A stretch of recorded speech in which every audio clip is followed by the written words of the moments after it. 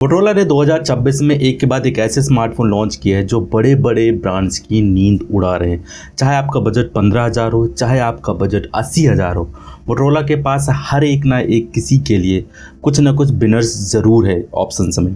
तो आज की हम इस वीडियो में बात करेंगे 2026 में कुछ ऐसे सिलेक्टेड स्मार्टफोन के बारे में जो मोटोरोला ने लॉन्च किए हैं और आखिर इन स्मार्टफोन की क्या खासियत है और आखिर हमने इन स्मार्टफोन को किस बेस पे पिक किया है, उन सब चीज़ के बारे में जानेंगे। और ये देखते हैं कि 2026 में मोटोरोला के पास ऐसे तर्कस में कौन कौन से तीर हैं जो एक तरह से शब्दभेदी हैं। वीडियो में बने रहिएगा। लेकिन एक चीज़ के लिए रिक्वेस्ट है, काफ़ी सारे लोग मतलब चैनल को सब्सक्राइब नहीं किए हुए हैं, क्योंकि मैंने नोटिस किया हुआ है आप में से कम 70% ने चैनल को सब्सक्राइब नहीं किया, लेकिन वीडियोस ज़रूर देखते हो। तो प्लीज़ एक छोटा सा टाइम लगेगा, तो चैनल को सब्सक्राइब करके बेल नोटिफिकेशन प्रेस कर दीजिए ताकि हम आगे आपके लिए ऐसे वीडियोज़ लेके आते रहें। तो प्लीज़ सब्सक्राइब जरूर कर लीजिए। सबसे पहले बात करते हैं मोटोरोला के फ्लैगशिप के बारे में, जो है मोटोरोला का सिग्नेचर, जो मोटोरोला का अब तक का सबसे बड़ा फ्लैगशिप स्मार्टफोन है, जिसे जनवरी 23 जनवरी 2026 को इंडिया में लॉन्च किया गया। अगर आपको दुनिया का बेस्ट डिस्प्ले और कैमरा चाहिए तो वाला स्मार्टफोन आपके लिए ही बना,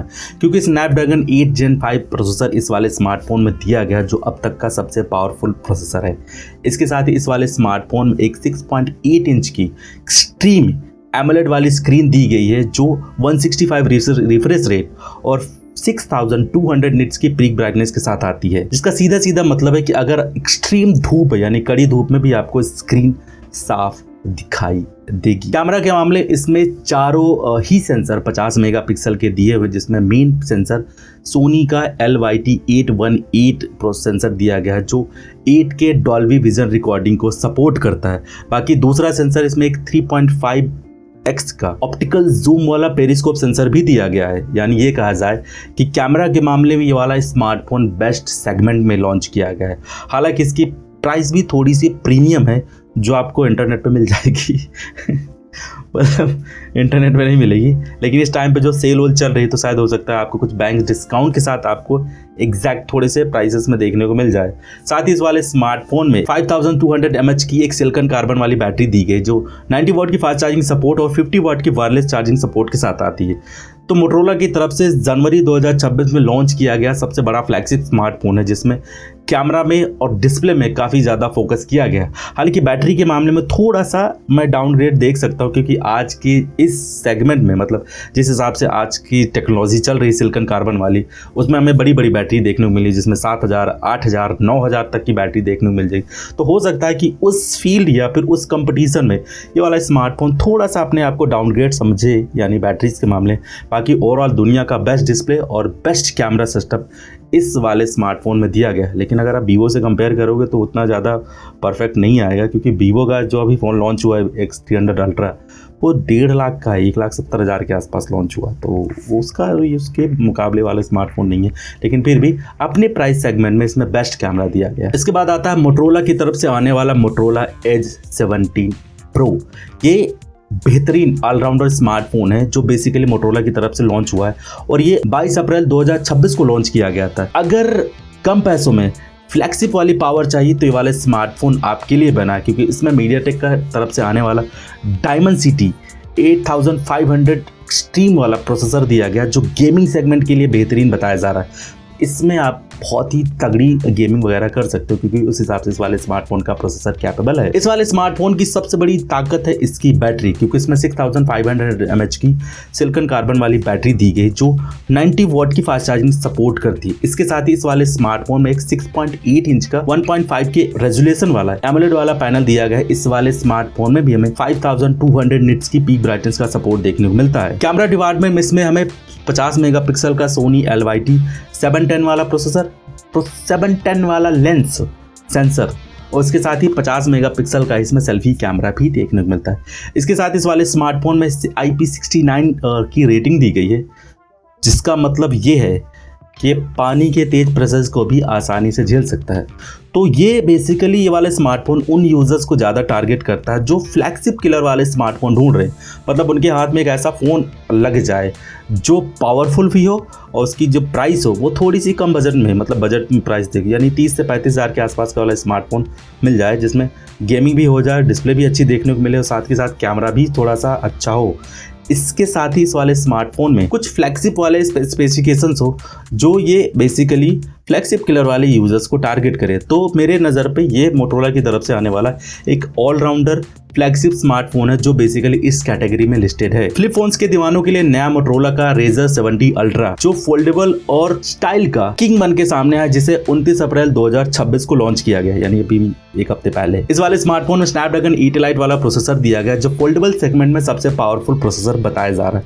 इस वाले स्मार्टफोन की जो डिस्प्ले है, यानी बाहर की डिस्प्ले 7 इंच की है और फोल्ड के बाद फ्लिप की डिस्प्ले 4 इंच की दी गई जिसमें 165 रिफ्रेश रेट है। ये POLED वाला पैनल दिया गया है और साथ ही में इसमें 5200 निट्स की पीक ब्राइटनेस भी दी गई, यानी पीक ब्राइटनेस में मोटोरोला ने कंजूसी नहीं करी है। इसके साथ ही थोड़ा सा और अगर स्पेसिफिकेशन थोड़ा सा कुरेदा जाए या निकाला जाए तो 16 GB तक की इसमें रैम है और 512 GB तक UFS 4.0 स्टोरेज ऑप्शंस भी दिया गया इस वाले स्मार्टफोन में। साथ ही इसमें 5000 mAh की सिलिकॉन कार्बन बैटरी है और इसके साथ ही IP48 वाटर रेजिस्टेंस भी इस वाले स्मार्टफोन के साथ ऐड किया गया है जो इस वाले फ़ोन को और भी मजबूत बनाता है। तो मतलब फ्लिप फ़ोन के लिए, क्योंकि आज की डेट में सैमसंग की तरफ से फ्लिप आ चुका है, मोटोरोला की तरफ से भी फ्लिप आ चुका है और एक नई कंपनी है AI+, उसकी तरफ से भी फ्लिप आ चुका है। अब ये देखना होगा कि फ्लिप सेगमेंट में कितना कंपटीशन आएगा आने वाले टाइम, लेकिन फिर भी अपने आप को वहाँ पे बेटर मिलता है। मतलब सैमसंग के बाद अगर फ्लिप लेने की सोच रहे हो तो मोटोरोला का ये Razr 70 अल्ट्रा फ्लिप फोन मेरे हिसाब से आपके लिए चॉइसेबल है। ये उस सेगमेंट को टारगेट करता है, इसीलिए इस लिस्ट पे इसको ऐड किया गया है। मिड रेंज सेगमेंट में मोटोरोला की तरफ से आने वाले Edge 70 फ्यूजन बैटरी का असली बाप है, जिसे 2 मार्च 2026 को लॉन्च किया गया। इस वाले स्मार्टफोन में फर्स्ट टाइम मोटोरोला ने 7000 mAh की बैटरी दी गई है सिलिकॉन कार्बन की। इसके साथ ही इस वाले स्मार्टफोन में 7S Gen 4 वाला SoC यूज किया गया। 7000 mAh की बैटरी होने के बावजूद इस वाले स्मार्टफोन की जो मोटाई है, यानी जो थिकनेस है, 7.9 mm है। तो आप सोच सकते हो कि सिलिकॉन कार्बन बैटरी का यूज किस हद तक किया गया है। इसके साथ ही इसमें भी यानी इस स्मार्टफोन में भी 6.8 इंच की 1.5 के रेजोल्यूशन वाली एक AMOLED वाली डिस्प्ले है, 144 रिफ्रेश रेट का सपोर्ट है और इस वाले फ़ोन में भी हमें 5200 निट्स की पीक ब्राइटनेस का सपोर्ट मिलता है जो कड़ी धूप में भी साफ दिखाई देगा। साथ ही इसका जो बेस्ट सेलिंग पॉइंट्स ये भी है कि इसमें बैक पैनल में एक फैब्रिक दिया गया है, फैब्रिक फिनिश दी गई जो इस वाले स्मार्टफोन को थोड़ा सा यूनिक बनाती है, तो आपको अट्रैक्ट कर सकती है, ये बात ध्यान रखिएगा। बाकी कैमरा डिपार्टमेंट में 50 मेगापिक्सल का प्राइमरी सेंसर देखने को मिलता है।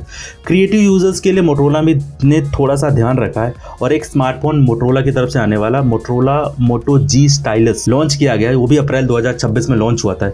इस वाले स्मार्टफोन में इनबिल्ट स्टाइलस पेन दिया गया है जो आपकी क्रिएटिविटी को थोड़ा सा और निखार सकता है। इस वाले स्मार्टफोन में स्नैपड्रैगन 6 Gen 3 वाला प्रोसेसर और 68 वॉट की फास्ट चार्जिंग का सपोर्ट है। सबसे सक्सेस सेगमेंट में अगर थोड़ा सा गौर किया जाए तो वहां पे मोटोरोला ने G पावर स्मार्टफोन लॉन्च किया था जो 8 जनवरी 2026 को इंडियन मार्केट में कदम रखा था। इस वाले स्मार्टफोन में मीडियाटेक डायमेंसिटी की तरफ से आने वाला 6800 वाला प्रोसेसर दिया गया था। इसमें भी हमें बड़ी बैटरी और 50 मेगापिक्सल का प्राइमरी सेंसर देखने को मिलता है, लेकिन ये वाला स्मार्टफोन बजट सेगमेंट को ध्यान रख के लॉन्च किया गया था। और साथ में ये भी कहा जा रहा है कि मोटोरोला की तरफ से पहली बार बजट सेगमेंट में अंडर वाटर प्रोटेक्शन दी गई, यानी IP69 रेटिंग इसमें देखने को मिलती है। तो निष्कर्ष ये निकलता है कि मोटोरोला ने हर एक सेगमेंट में कुछ ना कुछ स्मार्टफोन लॉन्च किए हैं। जैसे मैंने स्टार्टिंग में कहा गया था कि आपका चाहे बजट 15,000 हो या फिर 80,000 हो, आपके लिए हर एक सेगमेंट में स्मार्टफोन अवेलेबल है। तो मोटा तौर पर अगर कहा जाए कि आपका बजट अगर अनलिमिटेड है तो मेरे हिसाब से मोटोरोला की तरफ से आने वाला flagship smartphone Motorola signature best choice आपके लिए बन सकता है। लेकिन अगर आपका बजट थोड़ा सा कंप्रोमाइज़ है तो मोटोरोला की तरफ से ऑलराउंडर फ्लैगशिप स्मार्टफोन जो मोटोरोला की तरफ से Edge 70 Pro आया है वो मेरे हिसाब से बेस्ट ऑप्शन है। बाकी बजट सेगमेंट के लिए मोटोरोला का G पावर और G स्टाइलस वो भी आपके लिए बेहतर है। तो अगर आपका बजट थोड़ा सा फ्लेक्सिबल है तो आप अपने हिसाब से चॉइस रख सकते हो कि एग्जैक्टली आपके लिए कौन सा फ़ोन परफेक्ट है। बाकी मेरा यहाँ तो हो गया। मेरा नाम विकास, मिलता हूँ आपसे नेक्स्ट वीडियो में। लेकिन उससे पहले आपको यहाँ पे एक पिन, यहाँ पे स्क्रीन पे छोटी सी जो स्क्रीन है यहाँ पे एक वीडियो के साथ छोड़ जाऊँगा, तो आप उसे भी चेकआउट कर सकते हैं। बाकी इस वीडियो में कुछ पसंद आया तो लाइक शेयर सब्सक्राइब साथ बेल नोटिफिकेशन प्रेस कर दीजिएगा। मेरा नाम विकास, मिलता हूँ नेक्स्ट वीडियो में। तब तक के लिए take care, bye bye and always keep smiling. जय हिंद।